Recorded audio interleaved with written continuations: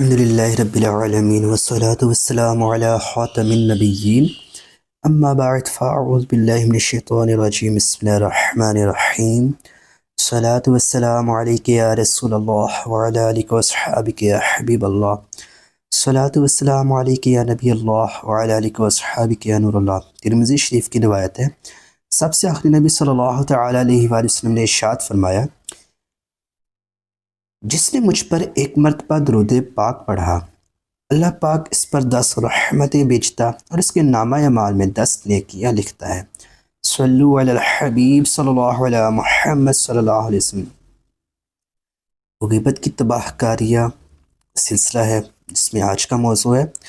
بڑوں کو بھی چاہیے چھوٹوں سے غیبت نہ سنیں۔ بڑوں یعنی استادوں، نگرانوں وغیرہ کی خدمتوں میں مدنی التجا ہے کہ جب کوئی شخص آپ کے پاس آ کر آپ کے کسی ماتحت کی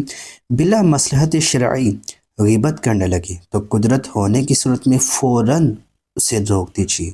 ورنہ غیبت سننے کے گناہ میں پڑ سکتے ہیں۔ اگر غیبت سن کر آپ کو غصہ آ گیا اور زبان سے کچھ نکل گیا تو ہو سکتا ہے کہ وہی غیبت کرنے والا مغتاب کو یعنی جس کی غیبت کر رہا تھا اس کو آپ کے الفاظ پہنچا دے اور پھر مزید گناہوں بھرے مسائل پیدا ہوں۔ بالفرض غیبت کرنے والا آپ کے پاس کسی کی برائی پہنچانے میں کامیاب ہو بھی گیا ہو اور آپ نے بھی غیبت سے بچنے کے طریقوں پر عمل نہ کیا ہو تو اپنی آخرت کی بھلائی کی خاطر ہاتھوں ہاتھ توبہ اور اس کے تقاضے پورے کر لیجیے اور غیبت کرنے والے پر انفرادی کوشش کر کے اس سے بھی توبہ کروا دیجیے۔ نیز مغتاب یعنی جس کی غیبت کی گئی ہے اس کے متعلق ہرگز بدگمانی مت کیجیے، نہ ہی اس پر اپنی شفقت کم کیجیے کہ آپ کو جو کچھ کسی کے بارے میں بتایا گیا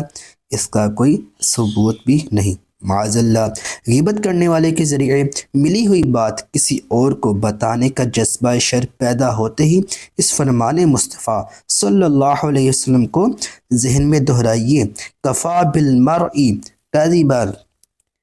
ان یحدث بکل ما سمع، یعنی کسی انسان کے جھوٹا ہونے کو یہی کافی ہے کہ وہ ہر سنی سنائی بات یعنی بغیر تحقیق کیے بیان کر دے۔ حوالہ مقدمہ صحیح مسلم صفحہ 8 حدیث 5۔ اس حدیث پاک میں کی ہوئی ممانعت کے مطابق عمل کرنے کی نیت سے اس بات کو کسی کے آگے بیان مت کیجیے، ورنہ خود بھی غیبت و افک یعنی تہمت، بہتان وغیرہ کے گناہوں کی آفت میں پھنس جائیں گے۔ ہاں، جس کی غیبت کی گئی تھی اس کی تصدیق ہو جانے پر اچھی اچھی نیتیں کر کے اس ماتحت کی ضرور اصلاح فرما دیجیے۔ آپ کو اگرچہ بظاہر کوئی بڑائی مل بھی گئی ہو مگر اللہ پاک کی خفیہ تدبیر سے ہمیشہ ڈرتے رہیے، محض رسمی کلامی نہیں دل کی گہرائی سے عاجزی اور عاجزی کرتے رہیے۔ اپنی کم مائگی و بے بدعتی یعنی کم حیثیت کا اعتراف کرتے ہوئے عرض کیجیے،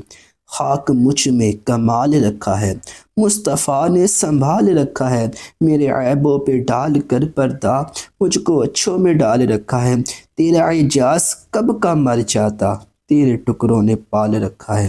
صلو علی الحبیب صلی اللہ علیہ محمد صلی اللہ علیہ وآلہ